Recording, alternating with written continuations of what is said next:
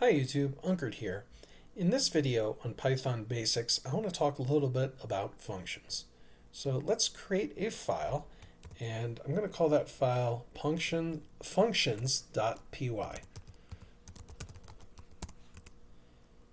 Okay, and what I want to do is I want to first create a function that just prints something out. So to create a function, I'm going to use the keyword def. That stands for defining the function. And then I have to give the function name. So let's say I call my function name yell. Then I have to have open and close parentheses and then a colon. You notice that my IDE automatically indents below the function. The code that is in the function has to be indented under the function. That's very important in Python to indent properly, and typically that indentation is 4 spaces. Okay, so what I'm going to do here is I'm going to print let's just print like that. And since we're yelling it, let's capitalize this.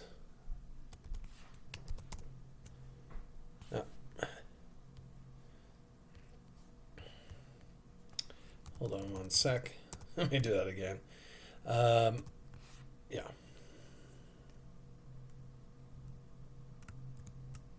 Okay, so we've capitalized it, and that's our function. But if I run this program as is now, nothing's going to happen.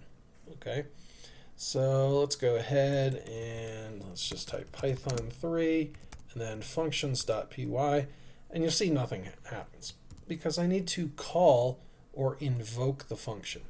Now it is standard practice in Python to leave 2 spaces after and before a function.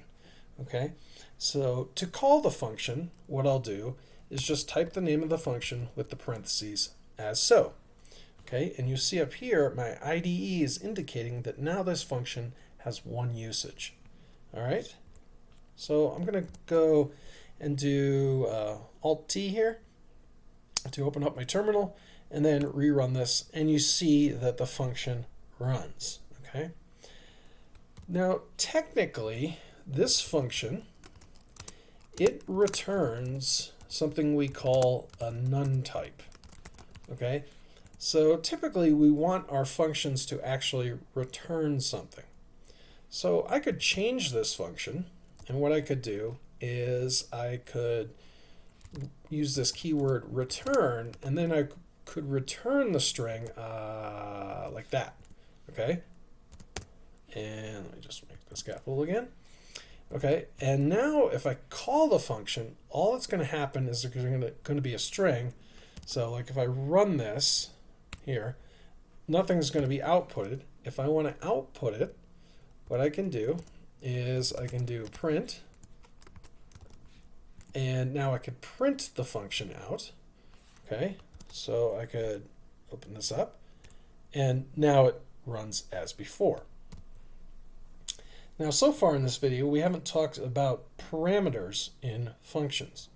Okay, so functions can also take in parameters, because the idea behind a function is that you're not reusing or retyping the same code. You can reuse this block of code, but sometimes you want to pass stuff into that block of code and have it evaluated and passed out. So let me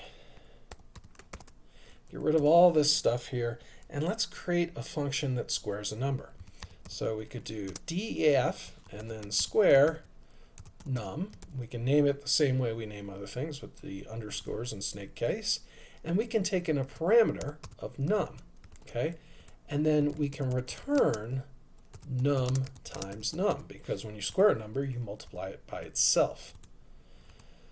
Now, with this function, we have a parameter called num, and we can pass in an argument when we invoke the function. So let's type a print, and then we'll call the square num function, and then we'll pass in the argument of 3, and the output of this should be 9.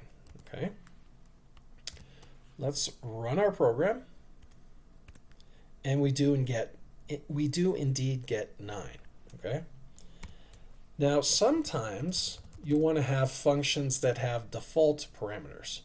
So let's get rid of this stuff, and let's create a function that cubes a number. So we'll just call this cube num, and we'll take in a num if the user wants to pass in a num. Otherwise, we'll just pass in the number 2, okay, and we'll return num times num times num because we're cubing a number. Okay, now you'll see this function has a default parameter. Okay, so if I invoke the function without passing in an argument, so I just do cube num without passing in an argument, it's going to take the value of 2 and cube it, so we should get back 8. So let's make a comment here that we should get back the value 8. Now, if I take this same function and I pass in the number 3, well, it should cube 3, which in that case will get back 27. So let's check this out. Okay, so we'll run this again. We do indeed get 8 and 27. Okay. Now I thought to end this video, it would be kind of cool if we create a program that asks the user for a number and then returns the cube of the number. Okay, and we could do it with a float or an int. Okay, but let's just do it with a float, and if they enter an int, it'll just be 0.0, right? So we could leave a default parameter, and we could do something. We could print something out and say this program cubes a number that you enter.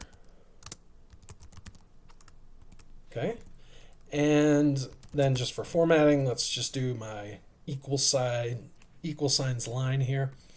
And then let's just do a little space between here. Okay. And then we'll go down here, and what we'll do is we'll say user num. We don't have to have the same name for the variable if we're passing a variable into this function as an argument. We can say user num. And we want to typecast this number as a float. So we'll say float, and then we'll use this input function, and we'll say enter a number. Okay? And then what we can return, or we can call and invoke the function, we can say something like the number you entered cubed is, and let's do a format string, so we don't have to convert it to a string. So we'll do a little f in front of there, and we'll pass in the function into the curly braces. So we'll say cube num, and then we'll pass in the user num as the argument. Okay. Okay. And let's now run this. Oh, we passed in, what's going on here? So it's giving me a warning. Expected type int got float instead. That's because I have my default type here of, okay, so now I've changed it to a float. So the default argument is a float, and now it's not giving me any errors. Okay, so now let's run this program. Okay, so this program cubes a number that you enter. So let's enter in a number. So if we entered in 3, the number you entered cubed is 27.0. So we could enter an integer. If we want to run it again, and we want to enter in, say, pi, 3.14, well, it cubes it. There might be a little bit of loss of accuracy with that result, but the program works fantastically. If you like this video, please give it a like and subscribe to the channel. Thanks for watching.